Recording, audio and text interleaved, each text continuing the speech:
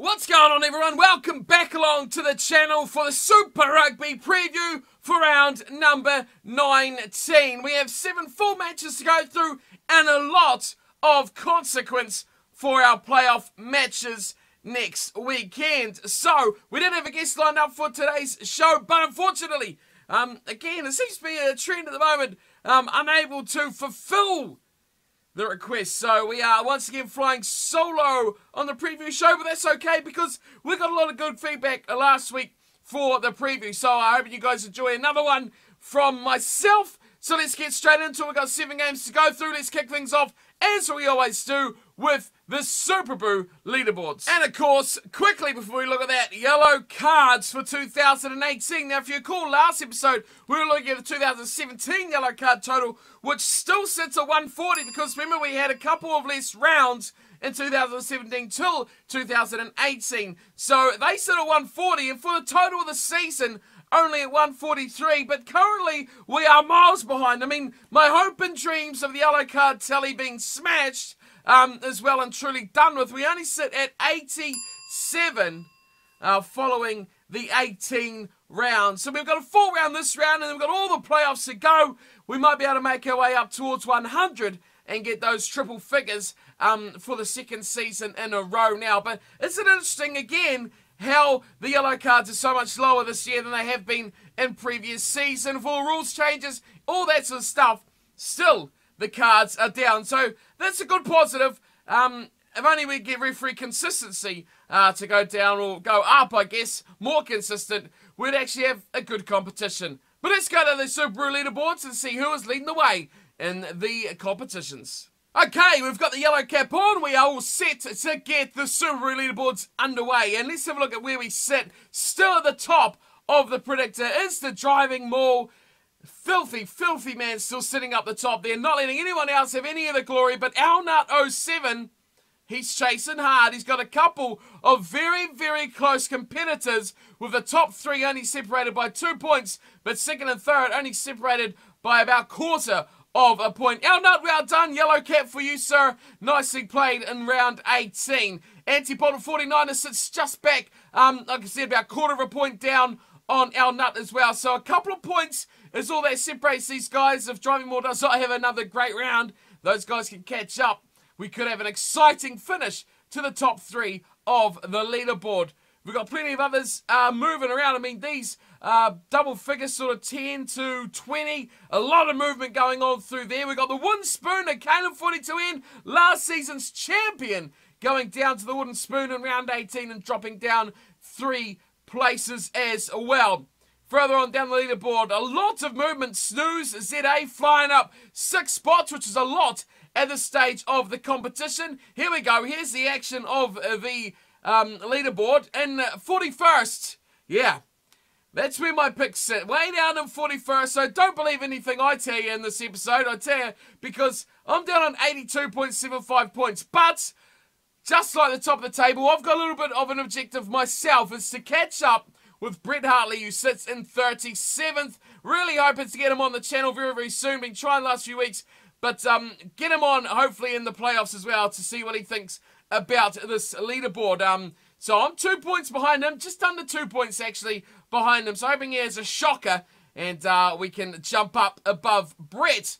Everyone else around there looks alright. We've already had our Wooden Spooner, we've already had a yellow cap winner as well. So we'll just run through the rest of the leaderboard. Not too many movers and shakers down here. It's all pretty solid in the predictor leaderboard. How about the fantasy team leaderboard? Well, there's action here, folks. I'll tell you, these top 3, top 4 really are setting it up for victory. Sneaky Toilet Action still at the top and has been pretty much all season long. He's having a great year, and he has a good little lead of almost 150 points over second, which is Big Coventry's Giant Philanthropist, who sit nicely in the number 2 spot. And Grant Imahara's Inflatable Mules sit in third, and notably with the yellow cap as well. But do not forget the MFCFO's Blues, last year's winners, are sitting in 4th position. A bit of a void between 3rd and 5th for the Blues, but they cannot be taken lightly. What else we got down here? Still haven't had a wooden spoon, which I imagine will be at the bottom once again. But plenty of action down here. Here we go. This is what we want to see. 34th and 35th has a battle between the All Flakes and the Western Sharks.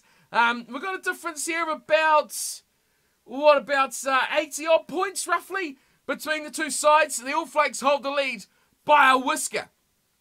Just a little whisker. So hoping we can pull that one out for the rest of the competition and get at least one victory over Brett and his Sharks, or Western Shark side. We got the wooden spoon. I mean, you don't have a team, you're always going to get the wooden spoon, aren't you? Which is terrible. But all in all, interesting stuff in the Fantasy League as well. No leader is confirmed at this stage, and everything is still up for grabs.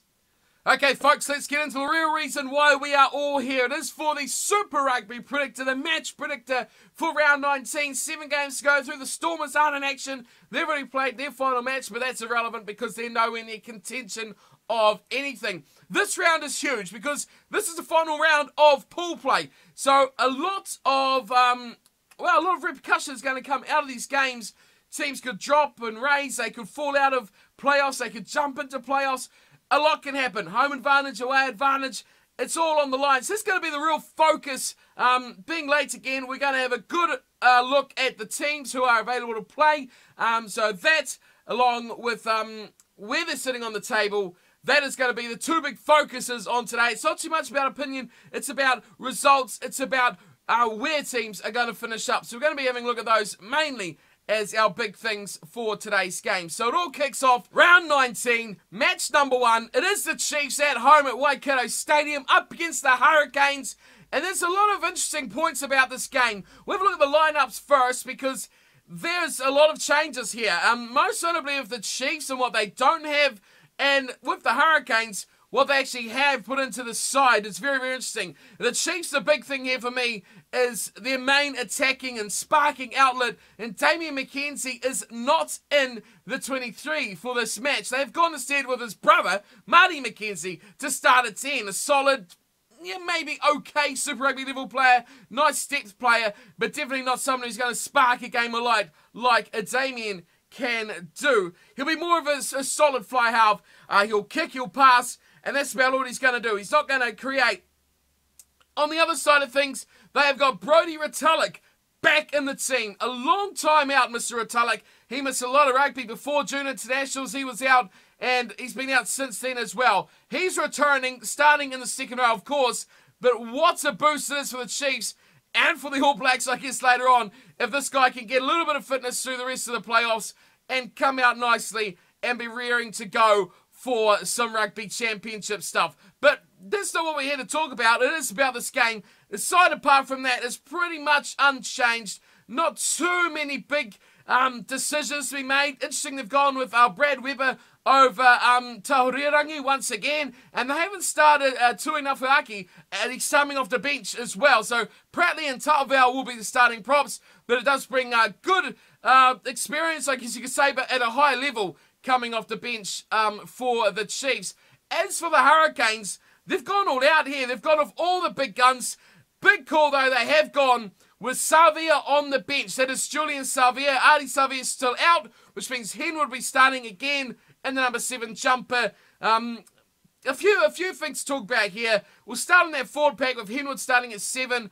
Thompson at 8, which means Gareth Evans is the only guy that's probably there 50-50. Should he start? Should he not? But good strength off the bench. And again, Julian Savia on the bench. Have gone with Ben Lamb and Nehemiah Scudder to start this one. Geordie Barrett at 15. Bowden's there at 10. Of course, Ben Lamb, big pressure on Ben Lamb now. He's got to perform because Julian and him really are fighting for that spot after he just fell out of form after the June International. So big pressure is on Ben Lamb to do something and to rediscover that form that had him talking about everyone putting him in a black jersey. Also in midfield, Naumape still starting at 12. Wes Hoosen getting the nod once again at 13. So I've got to say, it's an interesting call to put him there, but you kind of got 3 outside backs, or 3 wingers, you could say, in the forward back line. So with Lamb, Hoosen and Milner Scudder there. So it's interesting they're going with that, but you can't argue with it though, because he's done nothing wrong. He's played there a few times now, and he's pretty solid. He's a good little attacking outlet. He seems pretty stout in defence as well. Doesn't miss anything too glaringly obvious. but on attack, it is really going to spark it with a guy like Milner Scudder to his right, a Ben Lamb to his left, contrasting sort of player, but I think he can link up quite nicely, and I'm becoming quite accepting to that policy of having Wes Houston starting in there at 13. The two teams look good, but glaringly obvious missing players in that Chiefs side, which overall is why I'll be backing the Hurricanes to win this game. On the table, there is a bit on the line. If the Chiefs can win this with a bonus point, and I think beat them by about 30 points or 28 points, something silly like that, the points differential between them, they're on 135, the Hurricanes. Chiefs are on 91. So they need to win with a bonus point, not let the Hurricanes get a bonus point, and switch up that, 45-point difference. So half of that, you're looking about 24, 25 points you're going to need to win over the Hurricanes to reverse that and jump into second position on points differential over the Hurricanes. So big ask here for the Chiefs if they can even get the win, let alone all those other criteria they need. Looks like it'll be staying the same, but they'll be wanting to at least pick up a point or two to save themselves off the Highlanders, who are 5 points behind and will need to win by about 50 or 60 to turn over the Chiefs if they get nothing. So there's a little chance of something happening, but really overall, very, very little chance of anything happening at all. So Hurricanes, they just need a point, and they are through in second for that home position in the playoffs. Overall in this one, I'm going the Hurricanes, and I'm going the Hurricanes by 10. On to our second game of the weekend, and it is the Queensland Reds versus the Sunwolves. Now, nothing online here. Let's look at the table first, this one. Look at Australia, and we see this is pretty much a bottom of the table clash, with neither side having a chance of doing anything to better themselves or to lose out on. The Reds are fourth, they're 7 points behind the Brumbies, but they're 9 points ahead of the Sunwolves, and that gives the Sunwolves, all they've got to do is get closer to the Reds. But I guess pride a lot is on the line here. These two sides have been improved on what we've seen last season. Reds on the table, not so much, but in performance, I guess you could just look at last week and see that that win over the Rebels, who were really pushing for not only a playoff spot, but to top Australia. If they could have had 2 good weeks in a row if they beat the Waratahs, who they were very, very close to beating, and then knock over the Reds, who just outplayed them throughout the match. They could have been top of the table here and already secured their place in the playoffs. So the Rebels have kind of choked under the pressure of, well, success, I guess you could say, because they should have had that wrapped up by now, but they haven't. More on the Rebels later on. They're playing the Highlanders on their next match, I think, one of the next few matches as well, yes. So on with the Reds and the Sunwolves. There's nothing happening here for these two teams on the table, but yeah, pride, expectation, and building on. And you've got to say, this Reds team and the Sunwolves team have offered a lot more this season than we have seen in previous years. Especially the Sunwolves, a lot were calling for the heads of the Sunwolves, a team that promised not so much, but the development of Japanese rugby is to the core of what this team can offer. And you've got to say, this year especially, they have shown a lot more about what Japanese rugby can offer. They have picked up 3 victories, which is just phenomenally good for them to come along and grab 3 big wins. But it's the team. It's really the team that has developed so well. I think one man has made a huge difference, and I've talked about him for a number of weeks now. Hayden Parker. He was the apprentice at the Highlanders for so long. He's gone to the Sunwolves and he's really developed massively. A leader, a points gatherer, a player who can direct his forward pack around with his sensational kicking game, whether it be off the tee to get points or territorially to put his team in a good position. He has been a gem in the Sunwolves side, and you say he's really underrated. And they have brought him in and he has just transformed the side massively. And the likes of even Little. Michael Little has been brilliant for the side as well. He's starting at outside centre this week, but I've got to always go back to their back row. When you've got players like Michael Leach, Willie Brits, especially, and Ed Quirk as well, doing a not so bad job. And they've got some decent guys in and around the side as well. Labasage was another one who really did perform for them when he was in that side. But their forward pack has really lifted up this year. Their back line has added direction this year. Attacking flair. Tatakawa is starting at 12. So, you know, Parker's pushed him out to the centres. Yamada, that brilliant try last week we've seen from him for the Sunwolves was just phenomenal. And an area that they've really struggled with they are coming good with. And to do that, I mean, that try they scored, pretty sure it was Yamada just goose-stepping around the outside and burning a player like Israel Folau for out-and-out acceleration. That was a joy to behold, and that is the sort of thing that Japanese sides can do now. That's what they're developing, their ability to spark an X-Factor play and to create something leading to points or a try. More of that needed, please, Japan, if you're going to continue to develop and get all these haters off your back. You need another good performance. Here's a chance up against the Reds. Now, the Reds, a great pack. We've really seen massive improvements from this season. I mean, they've pretty much got the Wallaby front row with Hooker playing Amosa and the Tupou really leading the side and developing into Wallabies, which is great for them. Isaac Grotter, Tui, Timu, Higginbotham. I mean, they're all there, aren't they? They're really all there. They are missing a few players in the side as well, but this is a team that can really do stuff for the future. And I've been pretty impressed, you got to say, with the way the side has developed and changed and grown under the tutelage of big old Brad Thorne. Where they really are struggling is in the back line, where they need to turn possession and opportunity into points consistently. They need to play more as a unit rather than individuals. When you've got players, I've said this before as well, Nabuli, Paiawa, Patea, Dangunu, all guys that are going to try and just do it themselves.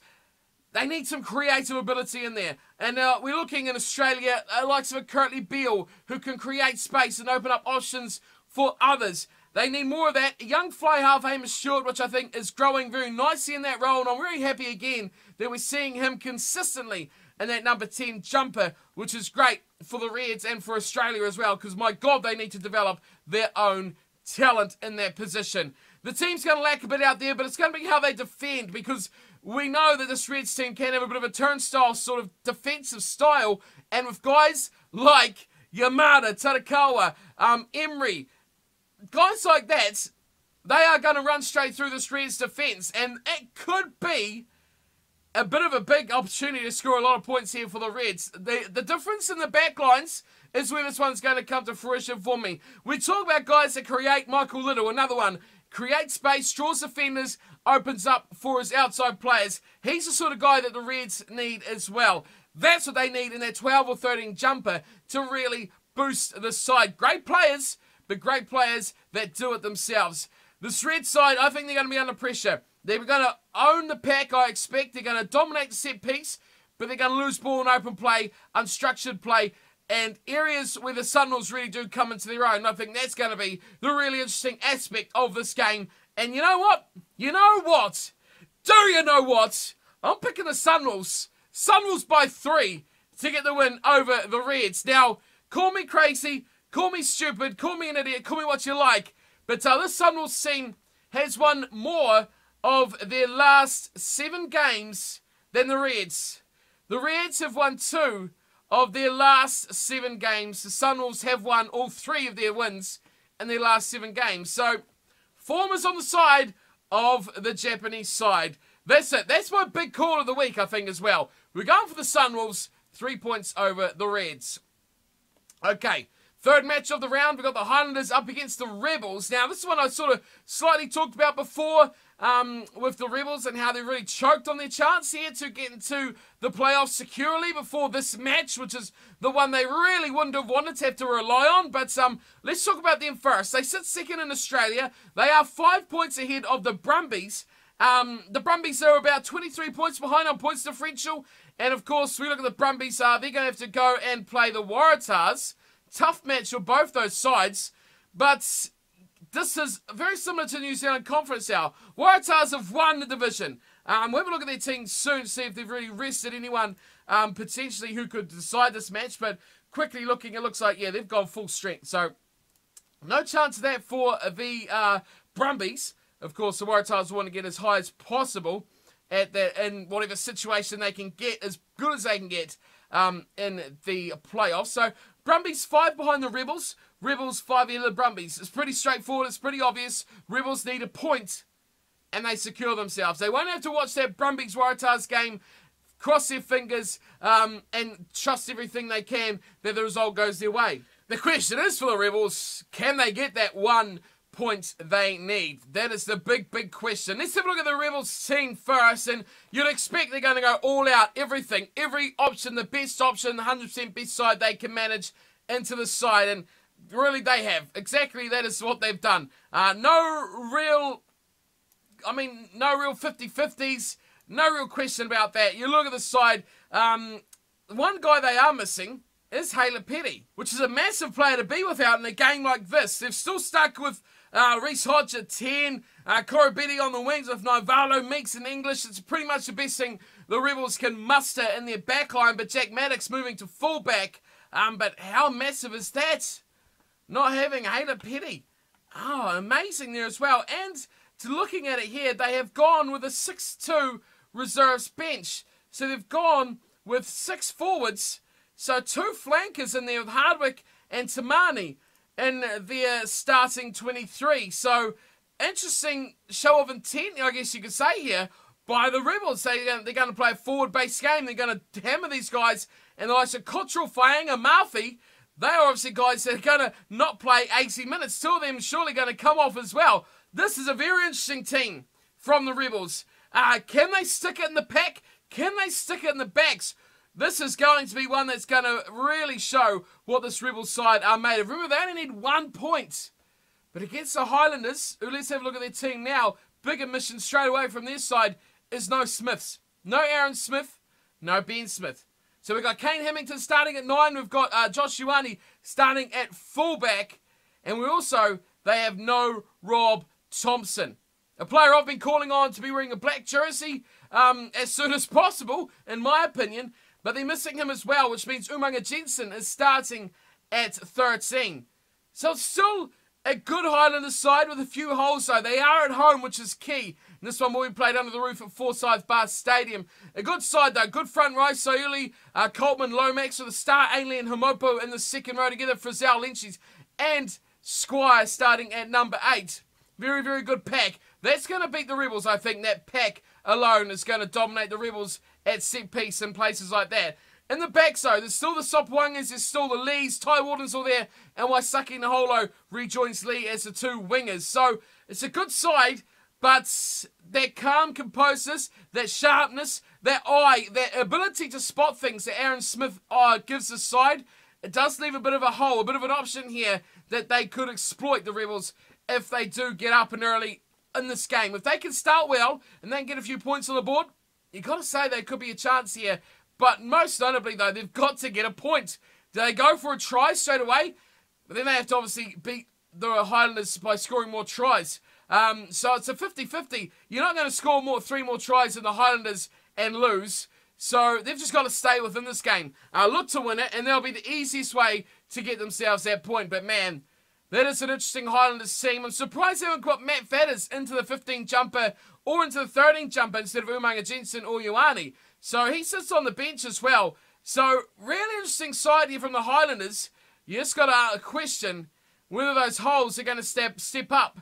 I haven't seen much of those guys this season at all. Hamilton I'm pretty happy with. He's really gone nicely in the number 9 tutelage of Aaron Smith there. So he's settled well, but the rest of them, there's got to be some questions asked about. As for the Highlanders on the table, well, they're 5 behind the Chiefs, aren't they? We already said about it. They need to turn over over a 100-point deficit of points there against the Chiefs. So Chiefs are on plus 91. We've already talked about that. The Highlanders are on minus 14. So even if they got a 5-point bonus point victory, they're not going to win it by 60, are they? Really, really unlikely. And have the Chiefs lose, which might mean they need to win it by 40 or 30. So it's a little bit of a chance there for the Highlanders. The Chiefs wanting to make sure they don't drop it. The Brumbies will be chasing the Rebels. Rebels will want to make sure they'll get that 1 point and won't drop down. Man, it is all happening here because the big table is where it really comes into question for the Rebels. They sit 8th, right? They're 8th. They are only 3 points ahead of the Sharks. 3 points, I tell you. That is all the Sharks need. Likelihood here, the Rebels will lose to the Highlanders. The Sharks, their game really comes into question when they play the Jaguares later on in the weekend. My goodness, we could have a complete turnaround. The Rebels, imagine if they don't make the 8, there will only be one Australian team in that top 8. And to be fair, there's only going to be one, so well, if that happens, it'll be 2 or 3 technically with the Warriors as well. So South Africa could be coming on strong if the Sharks can get their stuff together. That's a big if, though, for the Sharks. But the Rebels, they need 1 point to secure second in Australia, but they need a win to secure 8th place in the playoffs. So that's a big question there. They won't want the Brumbies to jump them because the Brumbies jump them as well. They are further down in 10th. So that means the Rebels could drop as low as 10th. The Brumbies could go to 8th first, and the Sharks could jump the Brumbies. It could all happen here, folks. The Rebels need to secure number 2 in Australia, and they need to secure number 8 on the overall ladder, and then they can sleep easy for the weekend. Likelihood of that happening, questionable. And for that reason, I am going with the Highlanders to win this one by 12. And it's going to set up one hell of a finish. But you know what I think is going to happen here, folks, and you'll get it through the rest of my picks as well, is that we're going to have a status quo. Rebels, Sharks, Brumbies ain't going to change. I said it a week ago. I'm saying it again here today. All 3 sides are going to lose. 4th game of the weekend, we've got the Crusaders up against the Blues. Well, I mean, there's nothing on the line here. Crusaders, they are 14 points ahead of the Waratahs on the overall table. In New Zealand, they are 8 points ahead of the Hurricanes. They are just home and hose first. No one is stopping the Crusaders in the round robin. The Blues, second to last. Well, they could pass the Reds. Go Blues. Do your job. In New Zealand, they're not going to do anything. They are almost 20 points behind the Highlanders. 18 if you want to be exact. Nothing in it for the Blues. Nothing in it at all for the Blues. And you've got to say it's no surprise that there is a number of changes in this Crusaders side. But even with a number of changes, this team is still ridiculously good. Insanely good. They've left out the big guns. You've got Alatoa starting in the front row, with Mataleo as well starting at hooker. Makaleo has been great off the bench for the Crusaders. Strange will start with Whitelock in the second row. Taufua Todd Reid is your back row, so a change there as well. In the back line, Drummond will get the nod. He'll get started with Bryn Hall. Moanga will be a 10. Bridge on the left. Crotty Goodhue, Tamani Valu and Dag. I mean, you wouldn't even think they've left anything out there, would you? They've made a number of changes, yet the team looks as damn strong as ever. Crusaders will coast here. They'll just sweat. I bet you they'll take the likes of Orion Crotty, Richie Moanga, Kieran Reid. They'll probably play him for the usual expected amount. But big guys, Sam Whitelocks, those sort of guys will be all, I'd say, riding pine pretty early. Tim Perry coming in as well for a start at loose head for the Crusaders. So, yeah, you're going to see pretty quickly, 40, 50 minutes, you're going to see a pretty clean sweep of Crusaders star guys that they can't afford to lose heading into the playoffs. The Blues are the Blues. The Blues. What do you do, Blues? I mean, a better season? Do you say a better season? I don't think you do say a better season than last year. A bit more promise. They've got Ioane starting at 12. And last week, I made a few comments during the game with the Blues that Rieko Ioane just plays like he's the only guy on the team. He doesn't seem to want to give the ball to guys outside. And the tries he scored, some of them, he had overlaps of 3 players, yet he kept it, beat the man himself and scored the try. Is it his trust in his outside players, or is it because he can be a selfish player?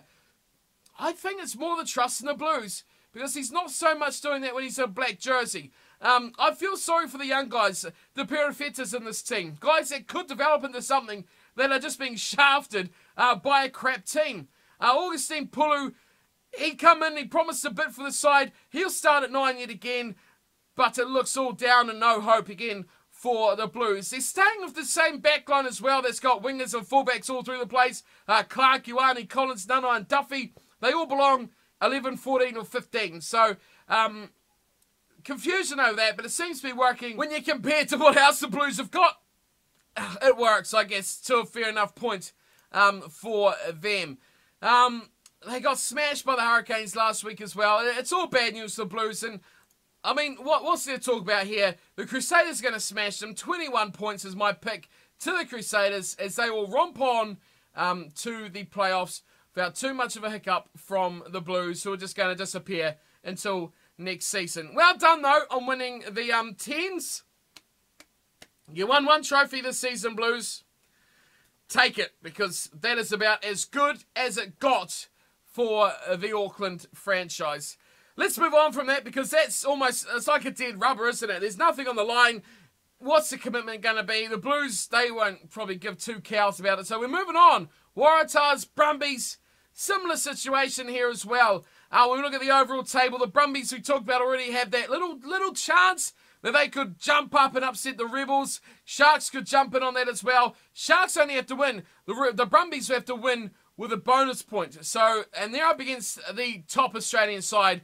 Waratahs, they have confirmed their place in the next round. They have a good 9-point buffer over the Rebels. So it's all there for the Waratahs. They just need to rest up, really. And I'm kind of surprised, looking at their team, that they've gone so strong. They've gone with their best side. All the big guns there. Foley's starting. Naivara, Beale, Folau. They're all there. They're all starting. And they're not letting anything drop here. But would you, though? Would you want to let your team drop when they're not playing their best rugby by any stretch? You'd want this team to continue on momentum. Tired isn't an option.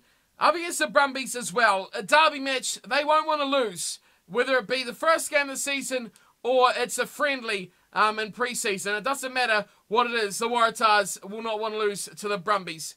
The Brumbies side, they've gone all out as well. David Pocock returns to the number 7 jumper, which is a great boost to have him back. They're sticking with the Liliafano and Godwin 10-12 combination. Joe Powell at 9 as well. Kurandrani's there. Henry Spake's been showing some improved pieces of form, which is great to see, not only for the Brumbies, but for Australia, who really need a winger who can do a bit more. Tom Banks as well is another one who has been much improved this season for the Brumbies.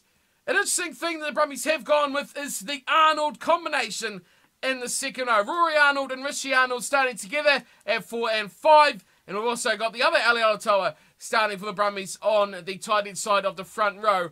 Overall, you look at this side and you'd say, yes, Waratahs should do it the way the season has been going. They have been the better side throughout Australia. And I don't expect the Brumbies to give them too much trouble here as well. And by this stage, they will know if the Rebels have got a point versus the Highlanders. If they have, you'd expect, most of the gloss will go off the opportunity here for the Brumbies to get anything out of this season. And they'll, I expect, finish down in about the 10th position and probably call close on another disappointing Brumbies season.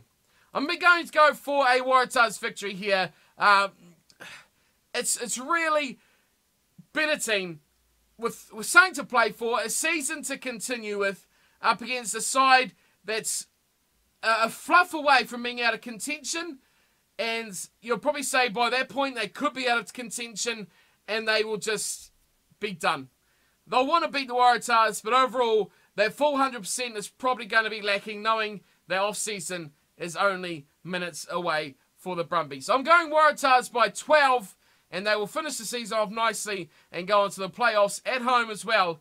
A team that could upset someone later on in the week.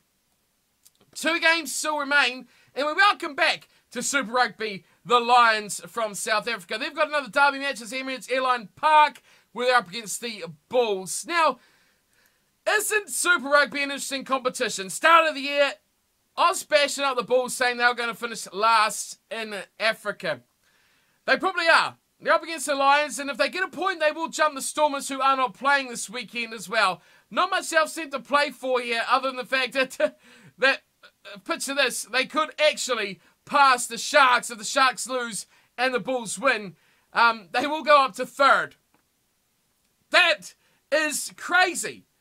5th to 3rd with 1 result, a team on the bye.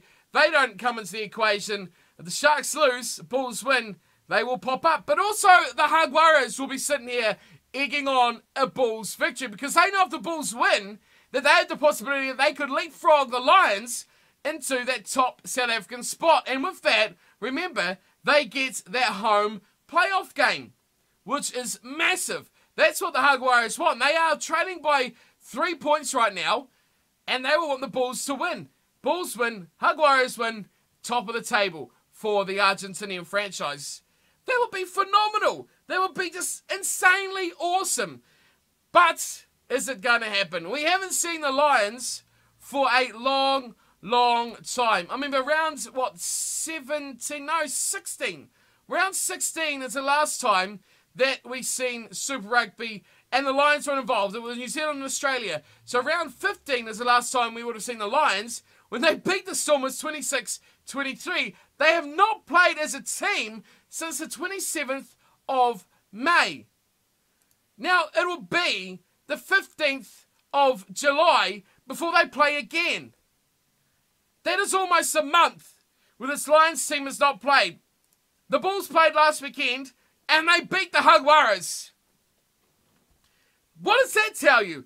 The Bulls definitely look a lot better, but heading into this game, the Bulls are on the road. Now, we did talk about last week how much of a place Loftus was to go and play out, how much of an experience, how much of a torturous experience, some were even saying, that Loftus is to go play it. So this could be taken into account now that the Bulls are on the road and they're going to Ellis Park, Emirates Airlines Park, whatever you want to call it, to play the Lions. So that's the difference to me. Home away. If the Bulls are at home, I'd say there's a chance. There is a thin chance for them to get the victory over the Lions. We do have the teams for this game, the Lions and the Bulls, have pretty much been just announced as I've been recording this. But amazingly, how is this for instantly getting information to your fingertips? They've gone for a good-looking side as well. It's full strength as we expected. The only big change they've gone with is Courtney Skozan starting on the left wing for his first start of the season. So that'll be interesting to see him out, what he can do. They haven't got the big explosive guys like the Deantes or players like him starting in this match. They've gone with Combrink on one wing and Skozan on the other. Kudzera at fullback, Mapu Vorster in midfield, Yankees and Groom starting at 10 and 9. I'm going backwards, I know. Your front row, Van Ruin, Marks and Jaya, Roy and Mostert starting in the second row with good old Quagga Smith at 6, Brink and Whiteley 7 and 8. Whiteley, of course, captaining the side. That is your Lions team. As you'd expect, almost, I'd say, the best Lions team they can muster, although I'm a big fan of the likes of Deante and players like them starting in these games because they are X-Factor, can create from nothing sort of guys. So really looking to the scene to put this one away. On the Bulls side of things, now we've got the team for the Bulls as well, which has only just been released. So really good to get this extra little bit in here, which kind of confirms my thoughts of the Lions picking up the win. They've actually picked a new look 9-10 combination with Marnie Libok starting at 10 and Ivan Van Zyl starting at 9. We've also named RJ Snyman as the captain for the team, which is new look all round for the Bulls. So a few interesting calls here from John Mitchell, who was lauded for his groundbreaking tactics and play from the Bulls. Fallen off a lot recently, but I think as this team comes to a close for this season, the Bulls, they look at it and say, improvement, but they could do a lot better. Sitting in a position where overall they could jump up as high as 9th, they've got to say it is a decent season if they do come away with it against the Lions. All in all, coming to a close, I think you know what I'm already going to pick here. Lions to win this one. I'm only picking them by 4 points, though, to pick up that victory over the Bulls. But I guess you got to give them credit, the Bulls here. Trying something a bit new. They've really developed nicely this season. When they got players out there that have really transformed. I mean, Travis Ismail has been amazing. Warwick Gallant, those two guys have really come a long way in this Bulls camp. So, new blood coming in there with Libok and Van Zyl. How are they going to transform this Bulls team? Can they start to develop for next season?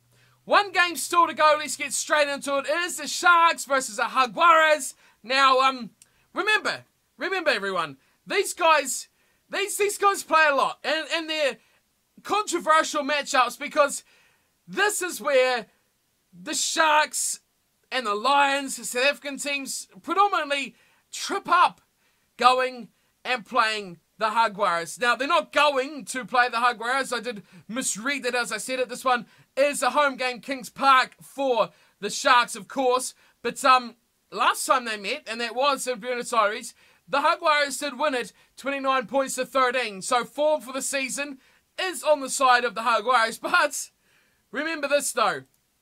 The good old Jaguares have won 6 of the last 7 matches.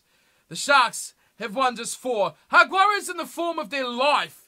They are in the best form I've ever seen an Argentinian side in as well. They are looking phenomenal, and they are going out with a great side as well. Durban, though, is a place that the Sharks really do like to win. Do they have enough home support to get by the hot form of the Jaguares? The teams, now there's a few changes for the sides as well going to this one. The Sharks side does look pretty solid. They're going with Schroeder, thudpair, 9 and 10 combination, which is going to be great for them up against Jaguares, hitting their best players playing. Bosch at fullback. They got that amazing midfield that's performed so well. The Esterhazen, the Arm. Those guys have to keep it up the pressure. They're going to have a chance. At this stage, they're going to know if they can get into the playoffs or whether their season is done. The Beast is back as well. Tendai Tawera returning on the loose head side. So it really looks like a good side. The best side that the Sharks can muster.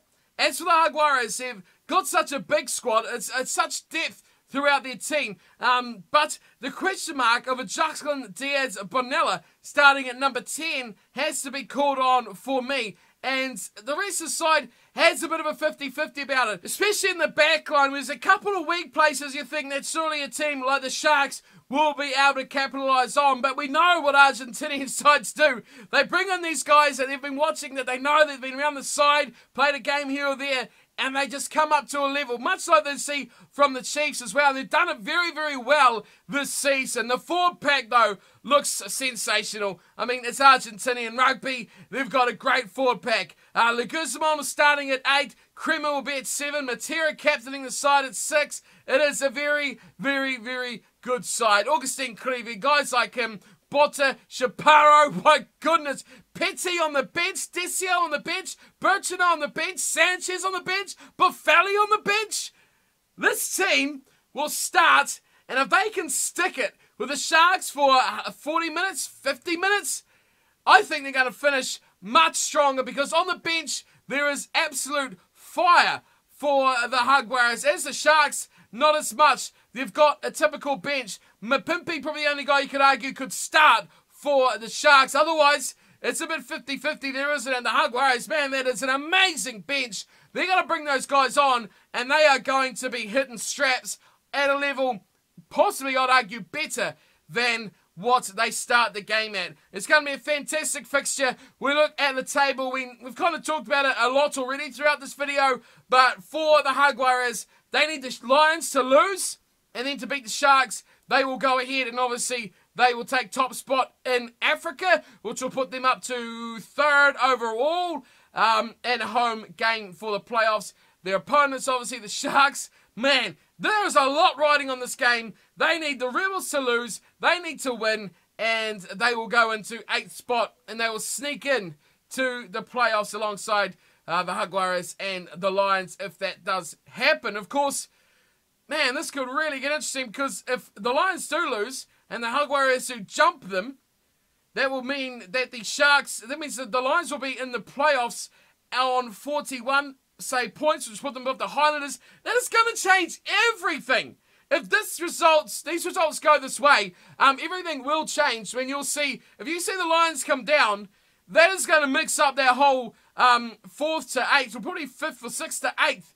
It's going to be completely on its head. It's going to be a fantastic last game that could decide a lot, but I'm picking it will remain status quo for the remainder of the season. Last game of the regular season, I'm going Jaguares by 8 points to pull in the victory. Man, I never realised until looking like that how close that final match will be. But that will be me done and dusted for today. Apologies for it being late again. We were waiting on some guests over the last 2 days that didn't come through for us. So, sadly, it sounds solo, but I hope you've enjoyed the preview and hope you enjoy the rugby this weekend, the final round robin of Super Rugby. Until next week, thanks for tuning and watching, and I'll see you on another video. Until then, take care.